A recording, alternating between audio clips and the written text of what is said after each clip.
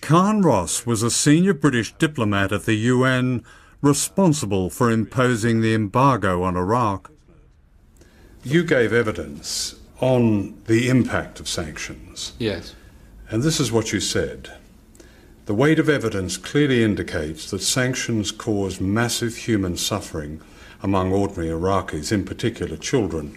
We, the US and UK governments, were the primary engineers and defenders of sanctions and were well aware of this evidence at the time. But we largely ignored it or blamed all these effects on the Saddam government. Sanctions effectively denied the entire population the means to live, unquote.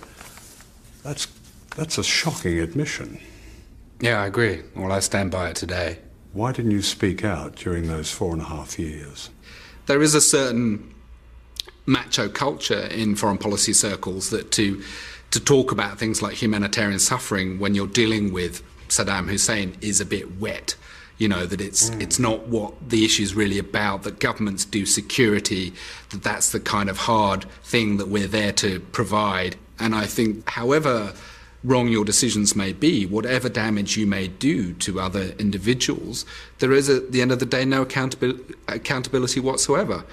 We had extraordinarily good resources to put together our story, to find little facts to justify their story, factoids I began to call them. And how eagerly would journalists accept these factoids?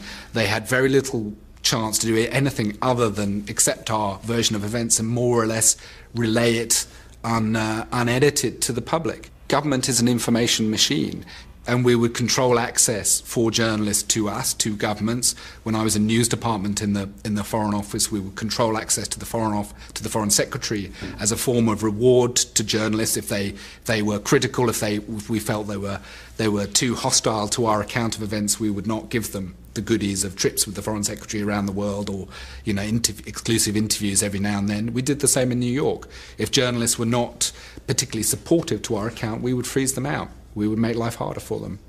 But there is a subtle and private relationship between them, which is basically of favoritism, that certain journalists are rewarded with access for being supportive of the story. They will basically tell journalists, you carry on with that line, that kind of unjustified criticism of our government policy on X, Y, or Z, we will punish you. And that is very explicit, those kinds of threats. What happened was not an intelligence-based process, it was basically a PR process run by Number 10 to produce a document that was much more politically credible than the evidence suggested. It was a major deception, wasn't it? I think it amounts, in effect, to that, yes. I remember before I was sent to New York in late '97, I did the round of departments in London saying to them, OK, I'm going to New York, I'm going to be doing Iraq, what do I need to know? And I went to see Non-Proliferation Department in the Foreign Office, and I was expecting a briefing on the vast piles of weapons that we still thought Iraq possessed. And the desk officer sort of looked at me slightly sheepishly and said, well, actually, we don't think there's anything. We don't think there's anything in Iraq. I said, that's extraordinary. I mean, I thought we had sanctions because we thought Iraq had large amounts of weapons. He said, no. The justification for sanctions is basically that we have unanswered questions about how those stocks were destroyed in the past.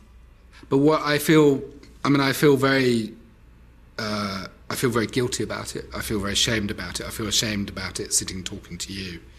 You know, I feel actual shame running through my body when I talk to you about it.